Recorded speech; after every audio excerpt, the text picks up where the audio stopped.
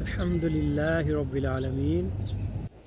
والصلاة والسلام علی سید الانبیاء والمرسلین اما بعد فاعوذ باللہ من الشیطان الرجیم بسم اللہ الرحمن الرحیم۔ فرمان مصطفیٰ صلی اللہ تعالیٰ علیہ وسلم ہے، جب دو مسلمان ملاقات کریں اور آپس میں مصافحہ کریں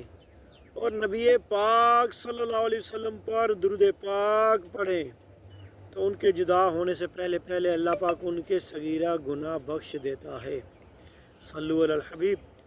صلی اللہ تعالی علی محمد وعلی آلہ وصحبہ بارک وسلم۔ حضرت سیدنا عبداللہ ابن عباس رضی اللہ تعالیٰ عنہ سے روایت ہے کہ سرکار مدینہ صلی اللہ علیہ وسلم کا فرمان خوشگوار ہے، جس نے مکہ مکرمہ میں رمضان پایا اور روزہ رکھا اور رات میں جتنا میسر آیا قیام کیا تو اللہ عز و جل اس کے لیے اور جگہ کے مقابلے میں 1,00,000 رمضان کا ثواب لکھے گا، اور ہر دن ایک غلام آزاد کرنے کا ثواب، اور ہر رات ایک غلام آزاد کرنے کا ثواب،